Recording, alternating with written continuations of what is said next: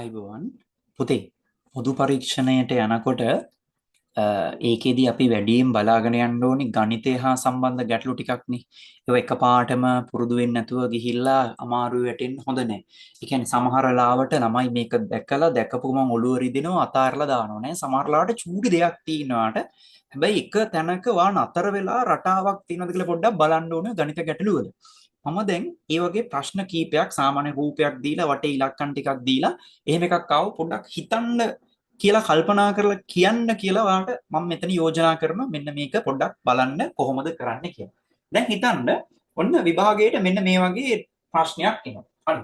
මේ වගේ රවුන්ඩ් ටිකක් දාලා මේක දිහා බලලා මේක දිහා බලලා මෙන්න මෙතෙන් එන උත්තරේ ඔයා ගන්න ඕනේ. ඒක ගණනය කරලා ගන්න ඕනේ. උත්තරේ කොහොමත් උත්තර හතර වාට තියෙනවා. හැබැයි අදාළ උත්තරේ ගන්න නම් හරි ලක්ම දැනගෙන ගහන්න ඕනේ මොකද්ද කියලා. ඒක ගන්න විදියයි මම මේ වගේ එකකින් කියලා දෙන්නේ ඔයාලට. හිතන්න දැන් මෙතන මැද තියෙනවා 4 3 7 1 5. දැන් මෙතන තියෙනවා 5 13 12 6 4. මේකේ තියෙනවා 8 12 9 7 මැදට ඉන්න ඕන ලක්ම තමයි අපෙන් අහන්නේ. එතකොට මේ වගේ එකක් කරන විදිය බලන්න පුතේ. මෙන්න දැන් මෙතන වෙන්නේ මේ වටපිටාවේ සංඛ්‍යා ටික එකතු කරනවා. දැන් ඔන්නේ 3ට එකතු කරනවා 7ක් එකතු කරනවා 1ක් එකතු කරනවා 5ක් හරිද එතකොට ඔන්න බලන්න එකතු මේ වටේ තියෙන ඉලක්කම් ටික ඔක්කොම එකතු කරනවා කීයද එකතුව 3යි 7යි 10යි 10යි 1යි 11යි 11යි 5යි 16යි හරි එතකොට 16 තියෙන. එතකොට මැද 4ත් එක්ක 16 සම්බන්ධයක් තියෙනවද? ඔව්නේ. ඒක 16 හැදිලා තියෙන්නේ 4 වර්ගෙනේ නේද? 4 වර්ගය තමයි අපි කියන්නේ 16 කියලා. ඒක වර්ගය අයින් කරලා 4 දාලා තියෙනවා. එහෙනම් මේ 4 ඇවිල්ලා තියෙන්නේ ඒ නිසා. හරිද? එහෙනම් මේකත් ඒ වගේ වෙන්න ඇති. බලමු. 13 එකතු වටේ ටික එකතු කරන්න යන්නේ. 13ට එකතු කරනවා 2ක් 15. 15ට 6ක් එකතු කරනවා 21යි. 21ට 5ක් එකතු කරනවා 25යි. එකතු ආව කීයද? 25යි. 25 හැදෙන්නේ කොහමද? 5 වර්ගෙනේ. 5 වර්ගේ. 5 වර්ගේ. 5 වරක් 5. එහෙනම් වර්ගයෙන් කළ 5. 5 ඇවිල්ලා තියෙනවා එහෙනම් ඒකට. චෙක්. එහෙනම් මේකත් එහෙම තමයි එන්නේ. මේකත් එහෙම තමයි. මේ බලන්න. 8යි 12යි 20යි 20යි 9යි 29යි 29යි 7යි කීයද 36යි 36යි 36 හැදිලා තියෙන්නේ කොහොමද 36 හැදලා තියෙන 6 වර්ගය කියන්නේ 6 වරක් 6 නේ එහෙනම් 6 එහෙනම් පුතේ මැදට ඉන්නේ 6 මැදට ඉන්නේ 6 ඒතකොට 6 උත්තරේ තියෙන තැන බැලුවා උත්තරේ ගැහුවා තේරෙනවද ලේසි හරිද මේ වගේ නිකම්ම අතාරින්න එපා ප්‍රශ්න චුට්ටක් බලන්න මොකක් හරි ගේමක් දාන්න පුළුවන් දෙයක් මේ බලන්න මෙතන දැන් ඒ රටාවම හැමතැනටම අදාළ නැහැ. ඒ රටාව හැමතැනම අදාළ නැහැ. දැන් මේක දිහා බලන්න චුට්ටක්. මේකේ තියෙන වෙන දෙයක් කරන්න. හරිද? මේකේ තියෙන වෙනත් දෙයක් කරන්න. ඒක හොඳට බලන්න මොකක්ද කියලා. ඔන්න මෙතන බලන්න. මෙතන වෙලා තියෙන වැඩේ මෙන්න මේකයි. මේ මැද ඉලක්කම හැදිලා තියෙන්නේ කොහොමද කියලා බලමු.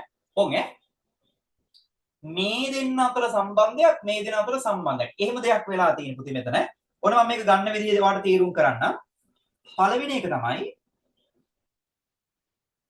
8 ගුණ කරනවා 4ෙන්. අපි මේ දෙන්න කිව්වා. නැත්නම් 4 8ෙන් ගුණ කරනවා නේ. මෙයා මෙයාගෙන් ගුණ කරනවා. හරිද? 8 වරක් 4 කීයද? 32යි. 8 වරක් 4 කීයද? 32යි. ඊට පස්සේ මේ දෙන්නත් එහෙම කරනවා. 6 වරක් 3 නැත්නම් 3 වරක් 6. 6 වරක් 3 කියමුකෝ. 6 වරක් 3 පුතේ 18යි. 6 වරක් 3 18යි. ඒකලා මොකක්ද දන්නවද කරලා තියෙන්නේ මෙතන? 32කින් 18ක් අඩු කරලා තියෙන්නේ මෙතන. 32කින් 18ක් අඩු කරලා පස්සේ තමයි උත්තරය එලා තියෙන්නේ. දැන් 12න් 8ක් ගියපුවම කීයද? 4. හරි මෙතන තියෙන ඒතර 2යි 2කින් එකක් ගියපුවාම 1යි 14යි. අන්න මැද 14 ඇවිල්ලා තියෙන විදිහේ අයිඩියා එකක් ගත්තා අපි. දැන් මේකේ මොකද්ද බලන්න එහෙනම්? මේකෙත් අර වගේම තමයි. මෙයා මෙයාගෙන් ගුණ කරනවා මෙයා මෙයාගෙන් ගුණ කරනවා. අපි කරලා බලමු. 5 වරක් 10යි. අපි 10 ගුණ කරමු 5න් ඈ. 10 ගුණ කිරීම 5. 10 5ක් කීයද පුතේ? 10 5ක් 50යි. නේ 50. ඊට පස්සේ මේකත් එහෙම 8 වරක් 4. අර 4 වරක් 8. අපි 8 වරක් 4 කියමුකෝ. 8 වරක් 4 කීයද? ඉස්සලාම් ගානම තමයි 32යි. එතනත් අර විදිහම තමයි අරකින් අඩු කරනවා. 50න් 32ක් අඩු කරපුවම කීයද? 18යි. අන්න උත්තරේ 18. දැන් 18 ආපු දේ පැහැදිලි නේද? අන්න 18 ආවා. දැන් මේකත් එහෙමයි. මෙයා මෙයාගෙන් ගුණ කරා මෙයා මෙයාගෙන් ගුණ කරා. කරමු අපි බලන්න. ඔන්න දැන් 12 වරක් 6. 12 වරක් 6. එහෙනම් මෙයා 10 වරක් 5 නැත්නම් 5 වරක් 10යි. 50යි න්යා ඉන්නේ. 12 වරක් 6 කීයද? 12 වරක් 6 72යි නේ 72යි. දැන් මෙයා අඩු කරන්න බලන්න. දෙකෙන් බිංදුවක් 2යි 7න් 5 2යි 22යි. උත්තරේ කීයද? මේ මැදට එන්නේ නම් 22. ඒතර 22 තියෙන උත්තරේ බැලුවා කොහෙද තියෙන්නේ කියලා ඒකේ අංකය 4 නම් 4 කියලා දැම්මා. අන්න උත්තරය ආවා. තේරෙනවද? ලේසි ඈ. ඔන්න ඒකත් හරි. ඒකත් හරි. ඔන්න ඒ වගේ තව එකක් ඈ. තවත් වර්ගයක්. මේ බලන්න. මෙතන තියෙන එක ඊටත් වඩා වෙනස් ඈ. මෙතන තියෙන එක ඊටත් වඩා වෙනස්. මේක හොඳට තේරුම් ගන්න පරිස්සමට කරන්න. මේකේ මැද ඉලක්කම ගන්න විදියක් මේ වටපිටාව ඉලක්කම් වලින් මැද ඉලක්කම ගන්න විදියක් කල්පනා කරලා බලමු කොහොමද? මෙහෙම බලන්න. මේ උඩ ඉලක්කම් දෙක සහ යට ඉලක්කම් දෙකෙන් සම්බන්ධතාවයක් ගොඩනගනවා. ඔන්න 8න් 2ක් අඩු කරනවා උත්තරේ 6යි. හරිද?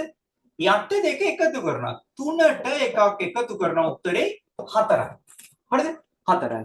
ඒ දෙන්න ගුණ කරනවා. ඒ කියන්නේ 6 වරක් 4. අන්න පුතේ උත්තරේ කීයද? 24 ආවා. අන්න ඔබම රටාවක් තමයි තියෙන්නේ. ඒ කියන්නේ මොකද්ද?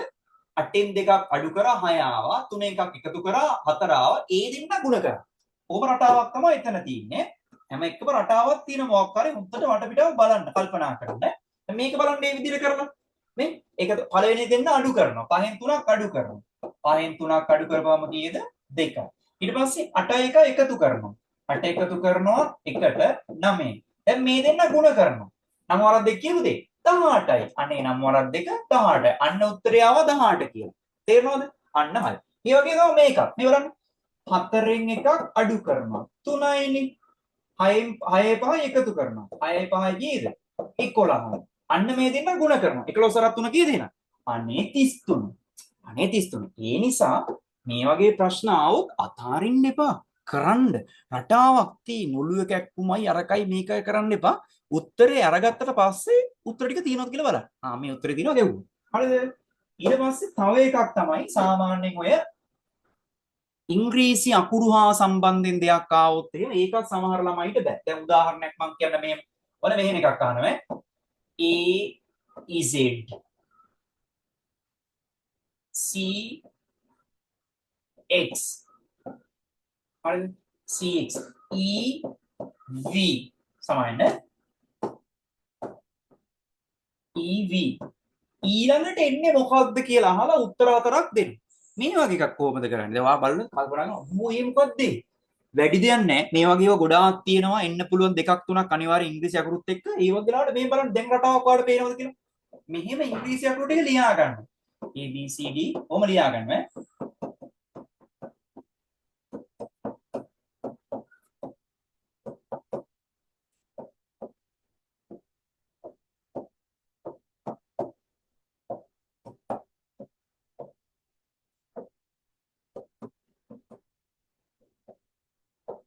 දැන් බලන්න පේනවද කියලා රටාව. පළවෙනි අකුරයි අන්තිම අකුරයි AZ. CX කියන්නේ තුන්වෙනි අකුරයි මේ පැත්තේ නම් තුන්වෙනිය. එහෙනම් EV කියන්නේ මෙයයි මෙයයි. එහෙනම් ඊළඟ එක්කෙනා කවුද? ඊළඟ එක්කෙනා මෙයාගේ එකක් ගන්න G එකයි මේ පැත්තේ මෙයාට තව එකක් ගන්න T එකයි. එහෙනම් GT උත්තරේනේ. GT උත්තරේ තියෙන එක බැලුවා දැන් සාමාන්‍යයෙන් ඔය ඉංග්‍රීසි අක්ෂර සම්බන්ධ එකක් ආවොත් එහෙම මෙහිම එකක් ඇඳලග රටාවක් තියෙනවද කියලා බලන්න. රහස් සංකේත හරි මොකක් හරි දෙයක් ආවොත් එහෙම. ඊට අමතරව ওই ධාතු ගැට ගණන් එහෙමත් තියෙනවා. ඒව නම් ඉරේසරින් දාන්නත් පුළුවන්, ගොඩ දාන්නත් පුළුවන්. මම මෙන්න මෙහෙම ප්‍රශ්නයක් මේ වගේ එකක් අනිවාර්යෙන් එනවා සාමාන්‍යයෙන්. මම ඒ එන එක චුට්ටක් පුතාලට කියලා දෙන්නම් මේ වගේ ප්‍රශ්නයක් කරන්නේ කොහොමද කියලා. සාමාන්‍යයෙන් මෙහෙම ප්‍රශ්නයක් ආවොත් එහෙම ළමයි ගොඩාක් වෙලාවට කරන දේ තමයි පේපර් එක ලියලා ඇවිල්ලා හවස WhatsApp එකේ ස්ටේටස් දානවා කමලා විමලා රනිල් අර කම එක තේරුන්නේ නැහැ මොනවද බං ඒ අහලා තිබ්බේ වගේ. එහෙම ගොම් පාට් වෙන්න එපා. හරිද? ඔයාට ඒක අමාරු වුණාට සමහර කට්ටිය මේක ලේසියෙන් කරනවා. මේක කරන්න ක්‍රමවේද තියෙනවා.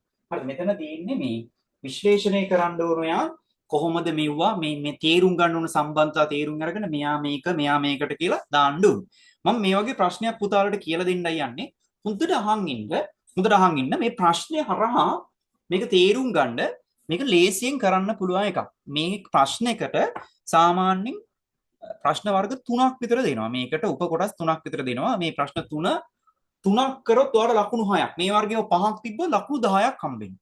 හරිද? ඒ නිසා අඩුම 2ක් 3ක්වත් ලකුණු මේ ප්‍රශ්නයක් තිබ්බොත් එහෙම දෙකක් තිබ්බොත් ලකුණු 4ක් හම්බ වෙනවා. තුනක් තිබ්බොත් 6ක් හම්බ වෙනවා. පහක් තිබ්බොත් 10ක් හම්බ වෙනවා. එතකොට මේක පොඩ්ඩක් අල්ලගන්න උත්සාහ කරන්න.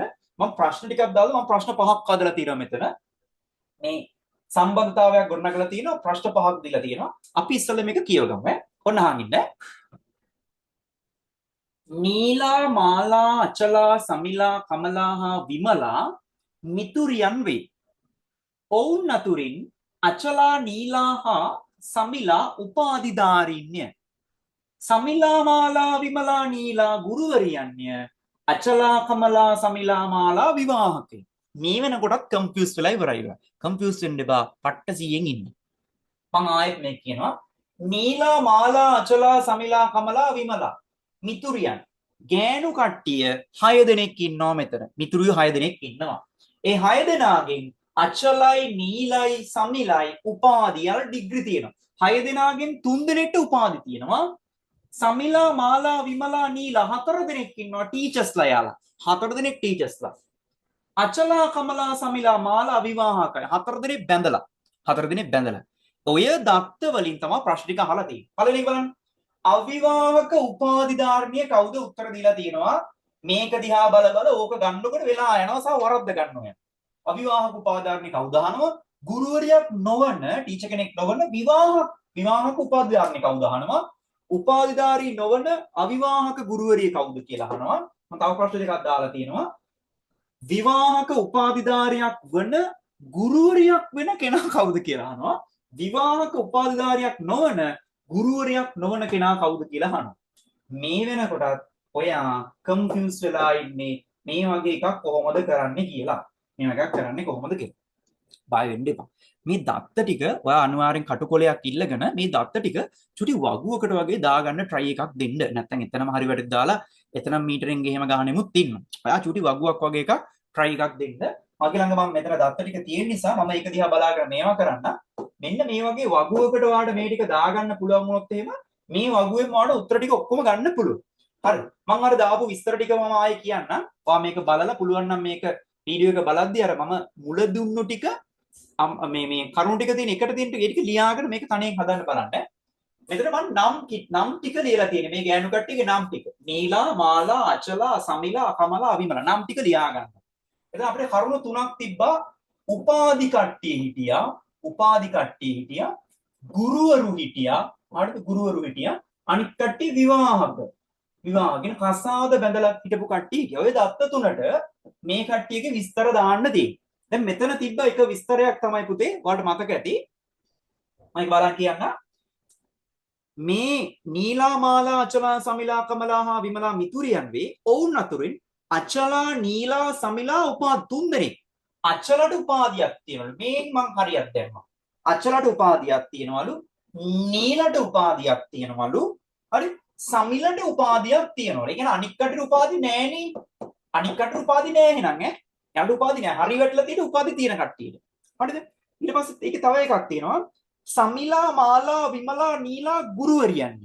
සමිලා ටීචර් කෙනෙක්ලු. හරි අවුලක් නැහැ. මාලා ටීචර් කෙනෙක්ලු පුතේ. මාලා හරි.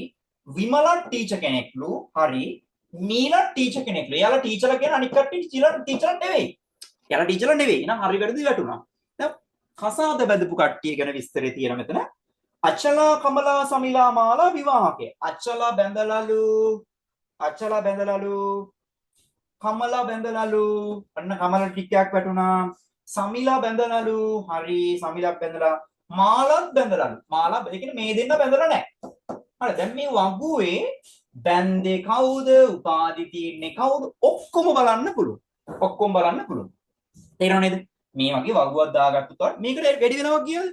වැඩි වෙනවා කියන්නේ හැබැයි ඔය අරක දිහා බල බල ඔටවට හිටියොත් එimhe සෑහෙන වෙලාවක් යනවා. දැන් මේ බලන්න මම ප්‍රශ්නෙට යනවා පළවෙනි එකට යන්න. පළවෙනි එකට යන්න. මේ අහන්න පළවෙනි එක. අවිවාහක උපාධිධාරිනිය කවුද?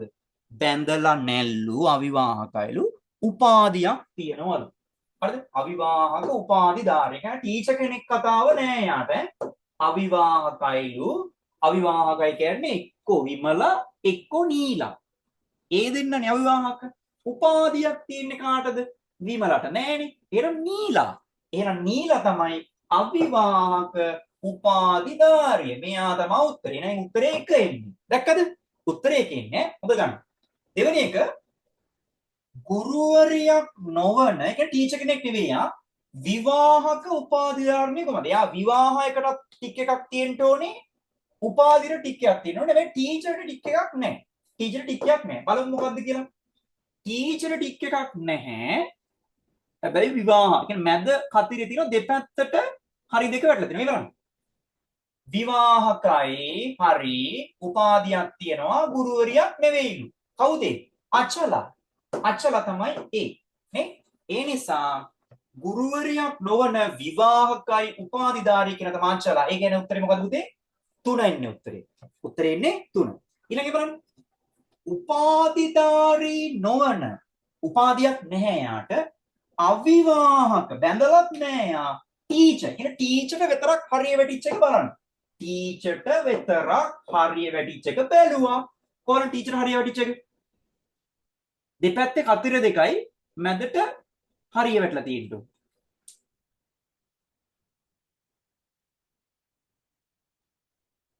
මේටි විමලා ටීචර් කෙනෙක් එයා විවාහකත් නැහැ උපාධිධාරීත් නැහැ.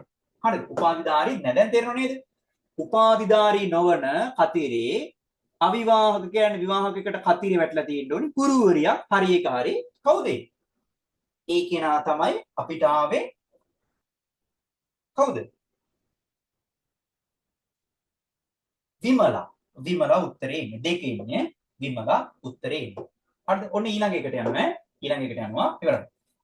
විවාහක උපාධිධාරියක් වන ගුරුවරිය වෙන කෙනා කවුද? විවාහකයකට හරිය තියෙන්න ඕනේ. උපාධියක් තියෙන එකට හරිය තියෙන්න ඕනේ. ගුරුවරියකුත් වෙන්න ඕනේ. ඒ කියන්නේ පුතේ තුනටම හරිය තියෙන එක්කෙනා කවුද බලනවා. මේ බලන්න. තුනටම හරිය තියෙන්නේ සමිලට නේද? උපාධි, ගුරු, විවාහක. තුනටම තියෙනවා යාට. එහෙනම් උත්තරේ සමිලා. සමිලා කියන්නේ 3. ඔයා ඉරි ගහන්න එපා. ඔයා උත්තරේ විතරක් දාන්න. ඔන්න සමිලා. හරි ෂේප් ඈ. අන්තිම ප්‍රශ්නේ විවාහක උපාධිධාරියක් නොවන ගුරුවරයෙක් නොවන කෙනා. විවාහකලු එයා උපාධියක් නැල්ලු එයාට ටීචර් කෙනෙක්වත් නෙවෙයිලු. විවාහක විතරක් එකට හරිය වැටලා තියෙන්නේ කාටද? විවාහක සයිඩ් එකට විතරක් හරිය වැටලා තියෙනවා. ඊටු දෙපැත්තට වැරදි. මෙන්න විවාහක ටීචර් කෙනෙකුත් නෙවෙයි උපාධියකුත් නෑ යාට. එහෙනම් කවුද යා? ඒ ඇවිල්ලා කමලා. ඒ ඇවිල්ලා කමලා උත්තරේ 1. හරි දැක්කද? නැත්තම් ඔයා අර විදිහට බල හිටියොත් එහෙම එළි වෙනකන් ওই ටික බලනවා. අපි ගොඩ යන්න නම් ලකුණු 30 හදා ගන්නවා. ලකුණු 30 හදාගද්දි මෙන්න මේ වගේ ප්‍රශ්නයකට උත්තරයක් ලියද්දි හරියට ලියන්න ඕනේ. එනිසා කලබල වෙන්න එපා. මම ගණන් 3යි කියලා දුන්නේ වර්ග 3යි. ඒ වර්ග 3ෙන් ඔයාලට යම්කිසි අදහසක් නැහැ. නිකමට මේව අතාරිනවට වඩා චුට්ටක් කල්පනා කරලා බලමු. ගේමක් දාන්න බලමු කියලා. නේ? ඒ නිසා ගේමක් ගන්න පුළුවන් හැමෝටම සාමාන්‍ය දිරීම වීඩියෝ එකක් බලන්න. මේකක් බලලා ගේමක් ගහගන්න. ඒ වගේ තියෙනවා එන්නත් පුළුවන්, නොඑන්නත් පුළුවන්. කොහොමත් නිකන් අතාරින්න එපා. ගණන් ටික නම් හදන්න උත්සාහ කරන්න. හරි. එහෙනම් ජයෙන් ජයම වේවා හැමෝටම පරිස්සමින් වැඩේ ගොඩ දාගන්න